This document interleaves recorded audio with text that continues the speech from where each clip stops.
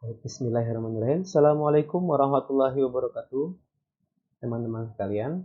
Setelah sebelumnya kita mencoba mempelajari tentang sistem pendengaran pada manusia, maka pada kali ini kita akan melanjutkan pada pembelajaran tentang sistem sonar dan pemanfaatannya. Nah, apa sih sistem sonar itu? Sebelumnya, mari lagi-lagi kita coba renungkan ayat yang sudah kita bahas sebelumnya, ya. Dari surat Al-Baqarah ayat 16 sampai 20, bagaimana Allah mengisahkan tentang sistem indera ini, dan semoga kita bisa mendapatkan value-nya, dan bahwa kita harus menggunakan sistem indera kita ini sebaik mungkin untuk mendapatkan petunjuk yang Allah berikan. Nah, sekarang tentang sonar. Apa sih sonar itu? Ya, sonar itu adalah metode penggunaan gelombang ultrasonik untuk menaksir ukuran, bentuk, dan kedalaman, ya. Jadi menggunakan gelombang tadi supaya ditemukan ukuran dari sebuah benda, ukurannya seperti apa, bentuknya bagaimana, lalu kedalamannya sejauh apa gitu ya.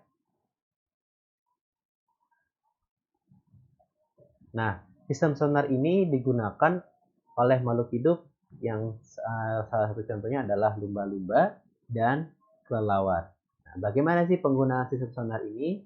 Nah, pada kelelawar contohnya dia menggunakan sistem sonar ini untuk ekolokasi, ya, atau menentukan suatu lokasi dengan menggunakan bunyi gema, gitu ya. Nah, maksudnya gimana? Coba kita perhatikan gambar yang ada di sini. Jadi kelelawar itu adalah salah satu hewan nokturnal, ya.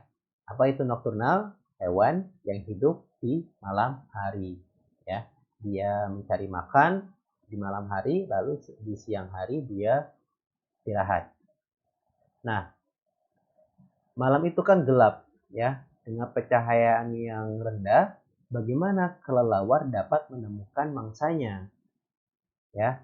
Apakah itu kelebihan dari matanya yang mampu melihat di tempat yang gelap? Tidak, ya.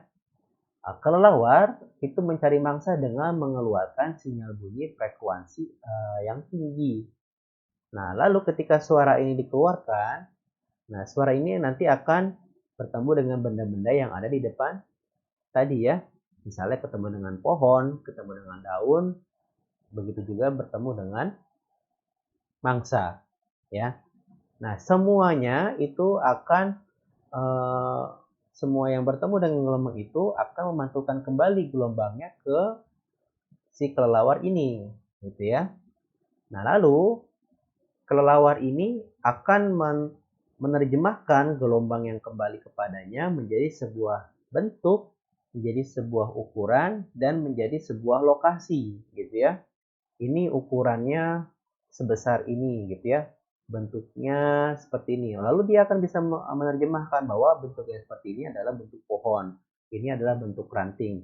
Dan salah satunya dia akan menemukan bahwa pantulannya ini ternyata membentuk seperti bentuk mangsa yang dia makan. Nah, maka ditentukan lokasinya seberapa jauh ya. Dia keluarkan kembali bunyinya, dia fokuskan kepada mangsa yang tadi bertemu. Nah, maka ditemukanlah lokasinya ternyata ada 5 meter di depan dia gitu misalnya ya. Ada di belakang pohon. Nah, maka dia akan menuju ke mangsanya. Gitu ya. Nah, setelah itu ya selanjutnya mangsanya akan dimakan gitu ya. Nah, itulah cara kelelawar itu menggunakan sistem sonar pada dirinya sendiri. Sedangkan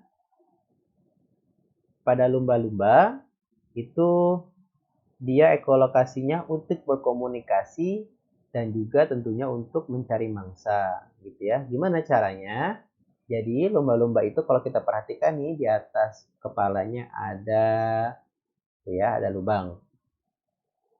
Nah, di atas lubang ini terdapat kantung-kantung kecil berisi udara.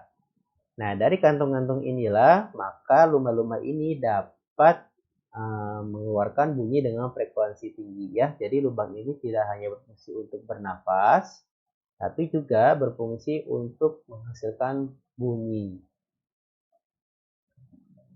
Nah, sama dengan kelelawar tadi ya, konsepnya sama ketika gelombang itu dikeluarkan nanti bertemu dengan benda-benda yang ada di depannya gitu ya, misalnya ada karang besar, ada hiu gitu ya, ada paus. Nah, nanti akan kembali lalu dia akan mendeteksi itu. Nah, bagaimana gelombang itu masuk? Gelombangnya tidak kembali dan tidak diterima lewat lubang yang ada di kepala ini, bukan ya. Nah, tapi lewat bawah. Lewat bawah, lewat rahang bawah. Nah, di rahang bawah ini terdapat jendela akustik. Nah, jendela akustik inilah yang nanti akan meneruskan gelombangnya ke telinga, ya, ke telinga bagian tengah, lalu telinga bagian tengah nanti akan mengirimkan sinyalnya ke otak, dan oleh otak si lumba-lumba nanti akan diterjemahkan bahwa, oh, gelombang ini artinya di depan ada karang besar, maka dia harus belok gitu ya.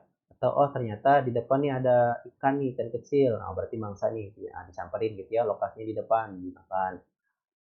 Oh ternyata ini adalah gelombang yang disampaikan oleh lumba-lumba lain untuk dirinya sendiri ya, untuk berkomunikasi. Oke, ternyata di sana ada lumba-lumba yang sedang kesusahan. Nah, lumba-lumbanya nyamperin untuk membantu gitu ya.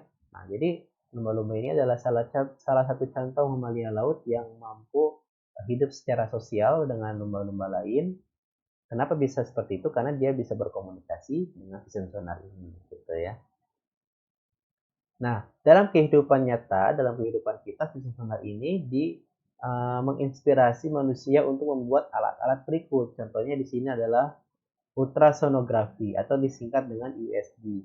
Nah, USG ini biasanya digunakan oleh para ibu hamil ya. Jadi gelombangnya ditembakkan ke perut, ke dalam rahim, gitu ya. Lalu gelombang tadi kembali gitu ya ke alat ini, lalu oleh alat ini gelombangnya nanti akan diubah menjadi sebuah gambar. Yang gambarnya bisa kita lihat. Nah, contoh di sini ya. Kelihatanlah si bayinya. Wah, ternyata bayinya posisinya betul ya. Misalnya mau lahiran, kalau mau lahiran kan kepalanya harus ada di bawah. Ya, kalau kakinya di bawah berarti nanti yang keluar kakinya duluan gitu ya. Nah, itu bahaya. Nah, dengan USG ini kita bisa tahu gitu ya. Nah, oh ternyata kakinya masih di bawah gitu ya. Kalau kepalanya belum ke bawah nih berarti nggak bisa lahiran normal nih, harus disesar. Karena kalau lahiran normal nanti kakinya duluan, nah bisa organnya ada yang patah ya. Atau uh, yang paling fatal adalah bisa meninggal bayinya karena proses melahirkannya tidak mudah. Oh ternyata kelaminnya perempuan, kelaminnya laki-laki. Nah itu juga bisa dilihat melalui USG ini. Bisa juga dideteksi dengan untuk mendeteksi penyakit gitu ya. Misalnya mendeteksi adanya kista di ovarium. Ternyata setelah dilihat di rahim si ibu ini terdapat kista gitu ya. Nah, itu bisa menggunakan USG juga gitu ya. Atau nah ini juga ya salah satu pemanfaatannya yaitu pada pada kapal laut gitu ya. Nah, kapal laut ini juga mendeteksi kedalaman laut dengan sistem sonar. Dia menembakkan sonar, lalu sampai akhirnya gelombangnya sampai di dasar laut, lalu gelombang itu akan dikembalikan, gitu ya. Lalu dihitung dengan rumus, gitu ya. Nah, ini rumusnya, gitu ya. Nanti kalian silakan pelajari di fisika bahwa kedalaman laut itu bisa dihitung dengan V, kecepatan gelombang ultrasonik, dikali dengan waktu tiba gelombang ultrasonik gitu ya. Jadi ketika ditembakkan, set gitu ya. Nah, ternyata gelombang ini kembali dan diterima oleh sinyal ini dalam waktu 2 detik misalnya gitu ya. Maka kecepatan gelombangnya yang ditembakkan oleh kapal ini berapa dikalikan dengan waktunya dan dibagi 2. Gitu ya. Lalu ditemukanlah kedalaman lautnya adalah sekian. Bisa juga digunakan oleh kapal selam gitu ya, supaya kapal selamnya nggak nabrak gitu ya. Jadi lewat radar nanti dia bisa melihat, wah ternyata di depan bakal ada karang gitu ya. Nah, ayo kita belok. Nah, kita ke atas, kita dan sebagainya gitu ya. Nah, itu adalah pemanfaatan sederhana dalam kehidupan kita. Cukup sampai di sini dulu pertemuan kita. Mari kita tutup dengan doa kafaratul majlis. Subhanakallahumma wa bihamdika, asyhadu an la ilaha illa anta, astaghfiruka wa atubu ilaik. Assalamualaikum warahmatullahi wabarakatuh.